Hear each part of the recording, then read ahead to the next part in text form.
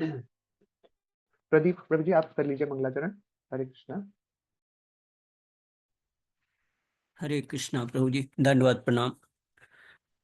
ओम अज्ञानतिमिरान्धस्य ज्ञानाञ्जनशलाकया चक्षुरुन्मिलितं तस्मै श्रीगुरवे नमः। श्रीचैतन्यमनोभीष्टं येन भूतले स्वरूपः कदा मह्यं ददाति स्वपदान्तिकं।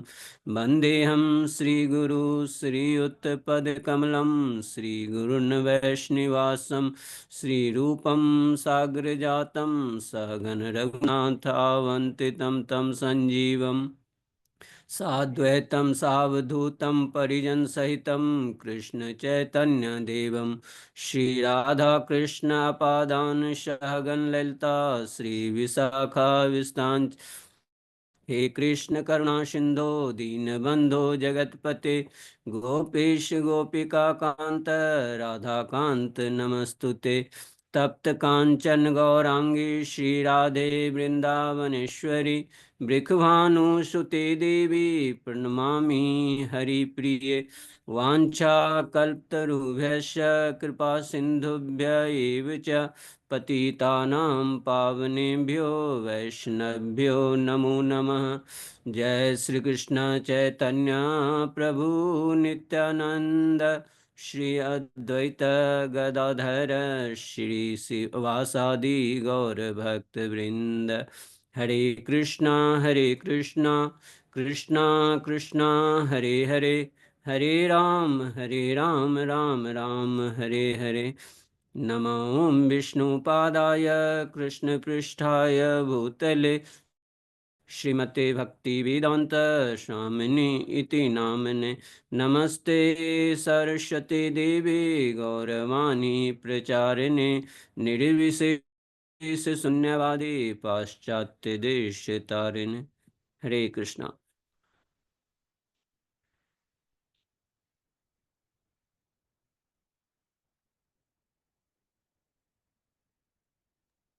हरे कृष्णा। आप सबका एक बार फिर से स्वागत है आज के भक्ति विषय सत्र में। तो ये चैप्टर 9 है ना। चैप्टर 9 का नाम है परम गुह्य ज्ञान, मोस्ट कॉन्फिडेंशियल नॉलेज, जो भगवान श्री कृष्ण स्वयं अपने मुख से दे रहे हैं, है ना। ये बताते हैं यहाँ पर भक्ति योग के बारे में ना, कि भक्ति कैसे करनी है हमें, कैसे भगवान के प्रति सरेंडर करना है हमें। तो बहुत सुंदर श्लोक है यहाँ पर। यत् करोषि यत् श्नासि यत् जुहोषि ददासि यत् यत् तपस्यसि कौन्तेय तद् कुरुष्व मद अर्पणम्। यहाँ पर भगवान बता रहे हैं, हे कुंती पुत्र, हे अर्जुन, तुम कुछ भी करो, कुछ भी खाओ, कुछ भी पियो, तो क्या करो, जो कुछ है अर्पित करते रहो, भगवान को अर्पित करते रहो, है ना। दान करते हो जो भी है, कैसे करो, मुझे अर्पित करके करो। तपस्या भी कर रहे हो तो भगवान का ध्यान करके करो, है ना। तो भगवान यहाँ पर खुद बता रहे हैं कि कृष्णा को सेंटर में रखो। जब हम इस्कॉन में आते हैं, DYPH करते हैं, पहला कोर्स डिस्कवरी परमानेंट हैप्पीनेस, तो इसमें क्या बताते हैं कि कोई भी चीज कर रहे हो, आप कृष्ण को सेंटर में रखो, दैट्स इट, है ना। वहां से शुरुआत होती है। तो कैसे करते हैं फिर इसको हम? ठीक है, सबसे पहले आप अपना फूड फूड हैबिट्स को चेंज करो, खाने पीने की जो हैबिट्स है उसको थोड़ा सा चेंज करो। पहले अपने लिए पकाते थे, तो ठाकुर जी के लिए पकाओ ना। अब बनाओ जो भी चीजें हैं, ठाकुर जी की प्रसन्नता के लिए बनाओ, ठाकुर जी को सेंटर में रखो, है ना। आप जो भी तपस्या करते हो, कुछ भजन गाते हो या कुछ भी करते हो, तो उसमें आप चैंटिंग ऐड हो जाती है। चैंटिंग में क्या करते हैं, केवल केवल भगवान का नाम लेते हैं। 16 अक्षर का जो नाम है, हरे कृष्णा कृष्ण कृष्णा हरे हरे, हरे राम राम राम हरे हरे। ये हमारे डेली लाइफस्टाइल में ऐड हो जाता है ना। तो इस तरीके से भगवान धीरे धीरे हमारे सेंटर ऑफ इंटरेक्शन बनने लग जाते हैं कि हम कैसे भगवान को सेंटर में रखें, है ना। तो फिर हम जैसे जैसे हमारी कॉन्शियसनेस इंप्रूव होती है, हम भी ये सोचते हैं कि ये काम मैं कर रहा हूँ, कैसे इसको मैं भगवान की सेवा में लगाऊं। मैं अपने लिए गाड़ी खरीद रहा हूँ, बाइक खरीद रहा हूँ, घर खरीद रहा हूँ, कैसे भगवान की सेवा में लगाया जाए इसको। ये कहीं ऐसा तो नहीं मैं अपनी इंद्रिय तृप्ति के लिए कर रहा हूँ, है ना। तो ऐसा बताया जाता है कि माया का दास उदास, कृष्ण का दास बिंदास। तो हमें वही अपना जो स्वरूप है उसको स्वीकारना है, कृष्ण का दास बनना है। अगर हम इसको एक बार स्वीकार लेंगे तो हम कभी भी दुखी नहीं होंगे। हमारे हो सकता है दुखों के पहाड़ हमारे ऊपर आ जाएं, बट वो जो सागर है, दुख का सागर है, वो कैसे लगेगा? जैसे गाय का बछड़ा होता है, वो मिट्टी में अपना पैर रखता है तो उनके खुर से जितना गड्ढा बनता है, वो सागर वहीं पर समा जाता है, इतना सो जाता है हमारे लिए, है ना? तो इस ग्रेस अमोघ लीला प्रभु जी भी बताते हैं कि होता क्या है, जब हम भगवान की भक्ति में लगते हैं, हरे कृष्ण महामंत्र करते हैं, तो ऐसा नहीं होता कि भगवान बिल्कुल ही हमारे पापों को नष्ट कर देते हैं। हमारे सब जो भी पाप है, जो भी कर्म है, उनको पकड़ेंगे भगवान, ऐसे हाथ में पकड़ेंगे और क्या करेंगे? बस थोड़ा थोड़ा चीटा देते रहेंगे, परीक्षा लेते रहेंगे हमारी, है ना? तो बस इतना छोटे हो जाते हैं सारे दुख और सारे कर्म और हमारे पाप, है ना? तो हमें बस यही करना है कि भगवान कृष्ण को सेंटर में लेके आना है, कैसे भी करके। अब कितने ही लाभ है इस चीज के, है ना? मोस्ट सबसे ज्यादा डिस्कस टॉपिक रहता है कि शादी कैसे सक्सेसफुल बनाई जाए, कैसे पार्टनर्स खुश रहें। तो करना क्या है? बस अपना स्वरूप स्वीकार कर लेना है कि हमारा स्वरूप क्या है, हम कृष्ण के दास हैं, है ना? तो हमारे स्वामी कोई और है, हम उनकी सेवा करते हैं। और लेटर सपोज हमारा लाइफ पार्टनर जो है वो भी भक्त है, वो भी ठाकुर जी की सेवा करता है। तो फिर डिफरेंस कहाँ रहा? कहीं भी नहीं रहा डिफरेंस। कि आप खुद से देखिए कि मेरे स्वामी जो है वो उनके भी स्वामी है, तो कैसे आपस में लड़ेंगे फिर? अगर एक भगवान श्री कृष्ण को सेंटर में रख लिया हमने हर एक चीज में, तो आप खुद से ही आदर करना सीख जाएंगे कि अरे, मेरा लाइफ पार्टनर तो भगवान का सेवक है, मैं भी उन्हीं भगवान का सेवक हूँ। तो क्यों क्यों आपस में लड़ना है?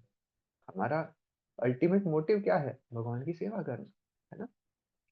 तो फिर ऐसे सक्सेसफुल मैरिज बनाई जाती है ना?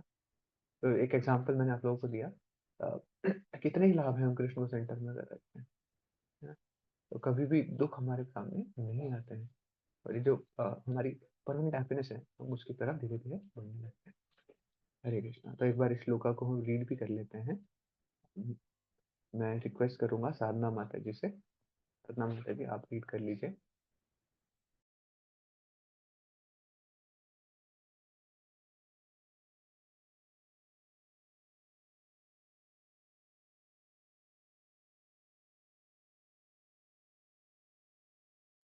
हरे कृष्णा साधना माता जी। ओके, शेफाली माता जी आप जी रीड कर पाएंगे? ओके, साधना हरे माता कृष्ण जी प्रभु है। जी जी जी प्रभु जी। इस ओके, वन प्रकार बाय यह वन रीड कर सकते ठीक है। इस प्रकार यह प्रत्येक व्यक्ति का कर्तव्य है कि अपने जीवन को इस प्रकार ढाले कि वह किसी भी दशा में कृष्ण को भूल ना सके। प्रत्येक व्यक्ति को अपने जीवन के निर्वाह के लिए कर्म करना पड़ता है और कृष्ण यहाँ पर आदेश देते हैं कि हर व्यक्ति उनके लिए ही कर्म करे। प्रत्येक व्यक्ति को जीवित रहने के लिए कुछ न कुछ खाना पड़ता है, अतः उसे चाहिए कि कृष्ण को अर्पित भोजन के उच्छिष्ट को ही ग्रहण करे।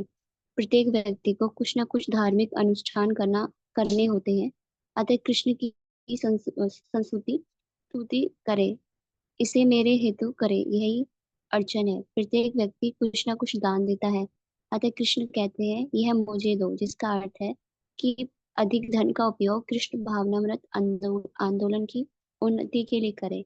आजकल लोग ध्यान विधि के प्रति विशेष रुचि दिखाते हैं, यद्यपि इस युग के लिए यह व्यवहारिक नहीं है, किंतु यदि कोई 24 घंटे हरे कृष्ण का जप अपनी माला में करे तो वह निश्चित रूप से महानतम ध्यानी तथा योगी है, जिसकी पुष्टि भगवत गीता के 6 अध्याय में की गई है। हरे कृष्ण। हैं। हरे कृष्णा माता जी, थैंक यू सो मच। तो यहाँ पर बताया गया है कि क्या क्या एक्टिविटीज हम करते हैं, है ना? और उन एक्टिविटीज में कैसे हम कृष्ण को लेकर के आए ताकि भगवान को कभी भी हम भूले नहीं। जीवन के निर्वाह के लिए हमें कर्म करना पड़ता है ना? तो जीवन के निर्वाह मतलब कुछ पैसा चाहिए हमें, है ना? ऑब्वियसली कुछ लक्ष्मी चाहिए अगर हमें जीवन यापन करना है, अपनी जरूरतों को पूरा करना है ना। बेसिक नीड्स तो है कि हाँ, कुछ प्रसाद तो हमें चाहिए, रहने के लिए कुछ जगह चाहिए, राइट? तो वो जीवन का निर्वाह करने के लिए हमें कुछ ना कुछ करना पड़ेगा, तभी तो लक्ष्मी आदि देवी आएंगी, तभी तो हम पैसा कमा पाएंगे। तो फिर हमें करना क्या चाहिए? कृष्ण हमें ये आदेश देते हैं कि जो काम कर रहे हो ना, मेरे लिए काम करो। कि जो आप लक्ष्मी लेकर के आएंगे वो ठाकुर जी की सेवा में लगाएंगे। उस ठाकुर जी की उस लक्ष्मी को ठाकुर जी की सेवा में लगाया, और जो कुछ बच जाएगा उसमें अपना जीवन यापन करेंगे। इस तरीके से हमें सोचना चाहिए।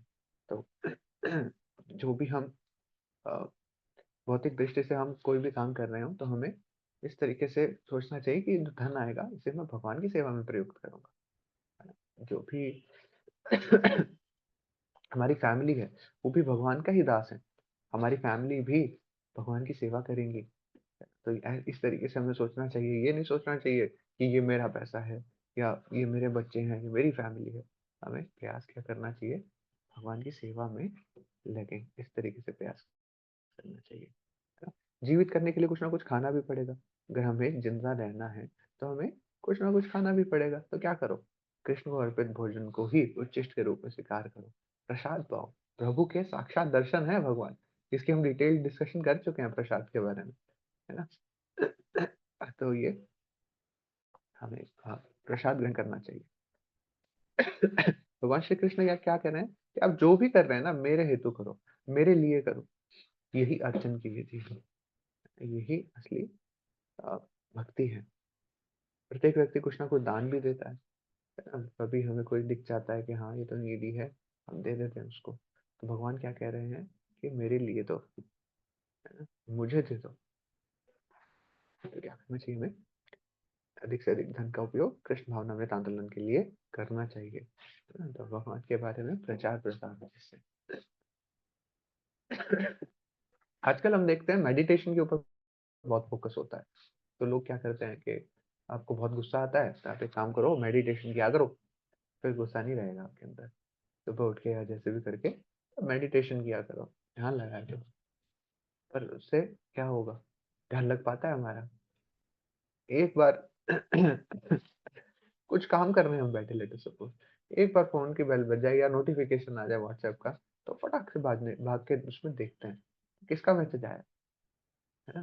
तो देख लीजिए हमारा कितना ध्यान लग रहा है, कोई काम करने बैठ रहे हैं, जरूरी काम है, फिर भी हमारा ध्यान भटके जा रहा है, तो हमारा ध्यान तो कलयुग में नहीं लग पाता कहीं भी। तो क्या करना चाहिए फिर, कीर्तनीय सदा हरे, भगवान कृष्ण का नाम हमें लेना चाहिए, अगर वो 24 घंटे हम कर लेंगे तो वो महानतम योगी हम कहलाएंगे, है ना? तो माला पर अगर हम करते रहें, महानतम ध्यानी और महानतम योगी हम कहलाएंगे। हरे कृष्णा। तो हम इसके ही रेफरेंस में कि हम भगवान को कैसे सेंटर में रख सकते हैं, महाराज अम्बरीश के एग्जाम्पल से सीख सकते हैं। तो श्रीमद् भागवतम है जिसके अंदर भगवान का और उनके भक्तों का बहुत सुंदर वर्णन आता है, तो यहाँ पर महाराज अम्बरीश की कथा आती है, कैंटो 9 चैप्टर 4 श्लोका 18 to 20। सेवमन कृष्ण पदार विंदयो वचांसी वैकुंठ गुण वर्णने करो हरेर मंदिर मार्जनतीषु श्रुतिम चकार अच्युत सत्कथोदये मुकुद लिंगाय दर्शने दृशो तभृग तभृत्याग स्पर्शे अंग संगमम घ्राणम च तत्पाद रसोस रसोजस्वरभे श्रीमतो तुल्यस्य रसानां तदर्पिते पादौ हरे क्षेत्र अनुसर्पणे शिरो ऋषिकेश पदाभिवंदने कामं च दास्येत् न तु काम कामया यथोत्तम श्लोक जनाश्रय रति। तो यहाँ पर बहुत सुंदर एग्जाम्पल बता रहे हैं महाराज अम्बरीश, यहाँ पर खुद का एग्जाम्पल दे रहे हैं। उन्हीं का एग्जाम्पल से हम सीख सकते हैं कि कैसे हम भगवान की सेवा में 24 घंटे लगे रह सकते हैं। हाँ, तो कैसे करना है, जो हमारा मन है भगवान श्री कृष्ण के चरण कमलों में हमें तल्लीन रखना है, उनके उन्हीं का ध्यान करना है ना? और अब जो सुंदर वाणी है हमारी, जो कौवे जैसी वाणी है मेरी, उससे हम क्या कर सकते हैं, भगवान की अप्रतिम महिमा का गुणगान कर सकते हैं, है ना? तो बोले क्या, भगवान कृष्ण की कथा बोले, ताकि हम भगवान की महिमा का गुणगान कर सकें। ये जो हरे कृष्ण महामंत्र है, कीर्तन है, ये भी भगवान का गुणगान ही है। तो जब हम हरे कृष्ण महामंत्र का कीर्तन करते हैं तो हम ये भगवान का गुणगान ही करते हैं, है ना? तो दोनों हाथों से क्या करना चाहिए, अच्छा एक काम करते हैं, इसको रीड कर लेते हैं। शेफाली माता जी आप रीड कर लीजिए, हरे कृष्णा। अम्बरीश ने भगवान श्री कृष्ण के चरण कमलों में अपने सांसारिक मन को तल्लीन रखा। उसने अपनी सुंदर वाणी को भगवान की अप्रतिम महिमा का गुणगान करने में, अपने दोनों हाथों को भगवान के मंदिर को स्वच्छ करने में और अपने कानों को भगवान की दिव्य लीलाओं को ध्यानपूर्वक सुनने में लगाया। उसने अपनी आंखों को भगवान की मूर्ति देखने, अपने शरीर के अंगों से भक्तों के शरीर को स्पर्श करने अपनी नासिका को भगवान के चरण कमलों में अर्पित तुलसी की सुगंध को सूंघने में, अपनी जीवा को भगवान को अर्पित प्रसाद के अवशेषों का स्वाद चखने, अपने पांवों को भगवान के तीर्थ स्थानों की यात्रा करने में और अपने शीश को भगवान के चरणों में झुकाने में लगाया। उन्होंने सभी प्रकार की सामग्रियों जैसे फूल, माला और चंदन की लकड़ियां भगवान की सेवा में अर्पित की। उन्होंने ये सब किसी निजी स्वार्थ के लिए नहीं किया, बल्कि शुद्धिकरण द्वारा केवल भगवान की निस्वार्थ सेवा प्राप्त करने के लिए।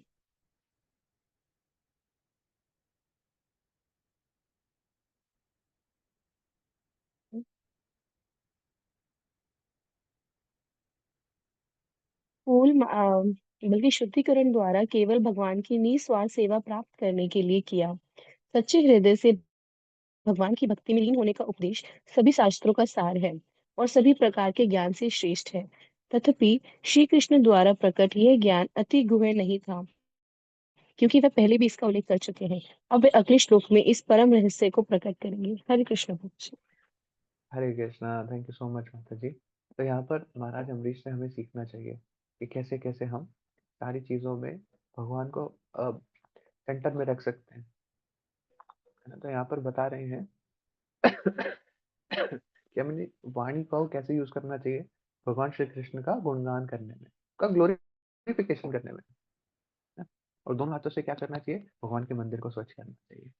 तो हम इस तरीके से अपने हाथों को भी, यहाँ पर एक्चुअली सारी इंद्रियों के बारे में बताया गया है कि हम सारी इंद्रियों को भगवान की सेवा में कैसे लगाए रख सकते हैं। तो हमें करना क्या है, मन को भगवान श्री कृष्ण के चरण कमलों में लगाना है, उनका ध्यान करना है ना। अपनी सुंदर वाणी से भगवान की महिमा का गुणगान करते हैं, जैसा भी हम कर पाए ऐसा करना चाहिए, है ना। तो एक बार शायद भक्ति सिद्धार्थ सरस्वती महाराज की कथा आती है कि या आई एम नॉट श्योर महाराज हैं या किनके बारे में थी कथा। तो वो बताते हैं कि उनका गला कुछ ठीक नहीं चल रहा था। उसमें उन्हें बताया गया कि आप प्लीज अपने गले का थोड़ा सा कम इस्तेमाल कीजिए। तो वहां पर रिप्लाई क्या मिला कि मुझे कोई भी प्रॉब्लम नहीं है अगर ये गला भगवान की सेवा में लग रहा है और मुझे कितना ही पेन क्यों ना होगा, ये परम सुख है मेरे लिए, है ना। तो ये बताया जाता है कि हमने सुना है कि भगवान के सेवा में जो लगे हमें दुख मिलते हैं वो परम सुख है ना। तो इस तरीके के भाव को हमें अपनाना चाहिए कि हम भगवान की सेवा में कैसे ना कैसे करके लगे रहें। तो यहाँ इंद्रियों का एग्जाम्पल जैसे आ रहा है, तो साथ में बता रहे हैं कि कानों को कैसे लगाएं। कानों से क्या सुनो, भगवान की दिव्य लीलाओं के बारे में सुनो। तो अ, रुक्मणी मैया का एग्जाम्पल हम यहाँ पर आइडियल समझ सकते हैं कि उन्होंने भगवान के प्रति प्रेम कैसे डेवलप किया था, भगवान की कथा श्रवण करके। डेली उनके घर में कथा वाचन हुआ करता था और रुक्मणी मैया वो सुना करती थी, और वो सुन सुनकर भगवान श्री कृष्ण को उन्होंने परमेश्वर मान लिया था और कहा था कि मैं इन्हीं से विवाह करना चाहती हूँ। कभी देखा नहीं था, केवल और केवल श्रवण किया था, कर्णों के माध्यम से देखा था।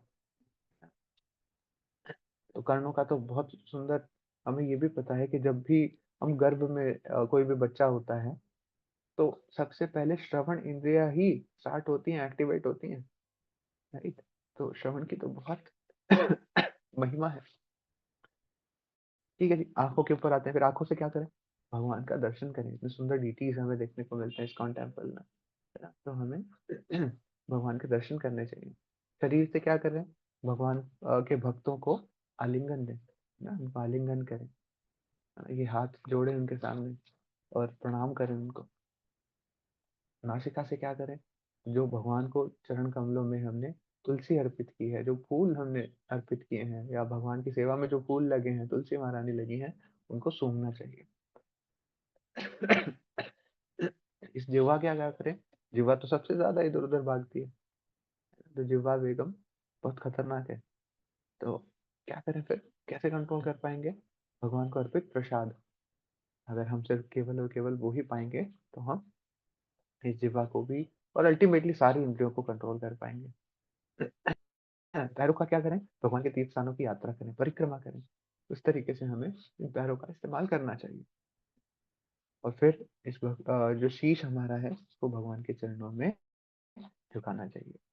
अब आप इस चीज को मैप करके देखिए इस्कॉन टेम्पल से, कभी भी आप इस्कॉन टेम्पल में जाते हैं तो क्या करते हैं, वहां पर कीर्तन आपको सुनाई दे जाता है, राइट? आप भी उस कीर्तन में पार्टिसिपेट कर सकते हैं। तो हमने अपनी वाणी को भगवान के गुणगान करने में लगा दिया ना, अपने दोनों हाथों को मंदिर में स्वच्छ करने में। कितनी एक्टिविटीज होते रहते हैं, कोई भी सेवा आप कर सकते हैं टेम्पल में। मंदिर मार्जिन की जो एक्टिविटी होती है रथ यात्रा से पहले, तो हम मंदिर को स्वच्छ रखने में अपना योगदान दे सकते हैं हाथों के माध्यम से। कानों से क्या कर सकते हैं, हरे कृष्ण महामंत्र को सुन सकते हैं, कथा वाचन कर सकते हैं वहां पर इस्कॉन टेम्पल में जाकर।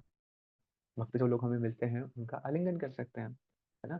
और जो कभी भी ऑल्टर के सामने से आप दर्शन करते हुए निकलेंगे तो आपको फ्लावर्स या तुलसी पत्र दिया जाता है, तो उनको हम सूंघ सकते हैं वहाँ पर, है ना? और जिह्वा को भगवान को अर्पित प्रसाद के अवशेष स्वाद चखने में। तो चरणामृत हमेशा वहाँ पर अवेलेबल होता है, आप कभी भी जाइए, अगर वो बचा है तो जरूर अवेलेबल होगा। और तरह तरह का प्रसाद वहाँ पर मिलता रहता है इस्कॉन टेम्पल में। और पाँवों को परिक्रमा करने में लगा सकते हैं। तो देखिए इस्कॉन टेम्पल की स्ट्रक्चर इसी तरीके से होती है, जहाँ पर ठाकुर जी विराजमान है हम उनकी परिक्रमा कर सकते हैं।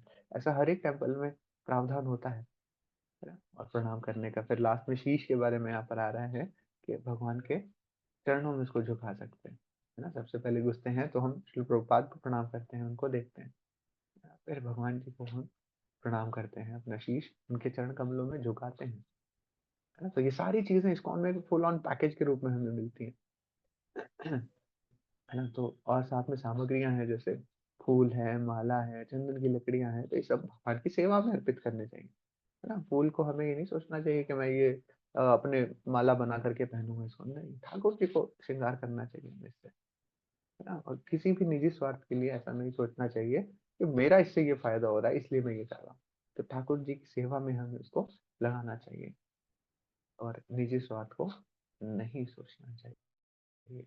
हरे कृष्णा। जगत गुरु श्रील प्रभुपाद की जय। अनंत कोटि वैष्णव वृंद की जय। आप तो भक्तों की जय। आइए हम सब मिलकर सभी वैष्णवों के चरण कमलों की वंदना करते हैं, जो कल्पतरु के समान हमारी समस्त इच्छाओं को पूर्ण करने में समर्थ हैं, पतित आत्माओं के प्रति दयालु हैं और करुणा के सागर हैं। वांछा कल्पतरुभ्यश्च कृपा सिंधुभ्य एव च पतितानां पावनेभ्यो वैष्णवेभ्यो नमो नमः। अनंत कोटि वैष्णव वृंद की जय। जगत गुरु श्रील प्रभुपाद की जय। निताय गौर प्रेमानंद। हरि हरे कृष्ण।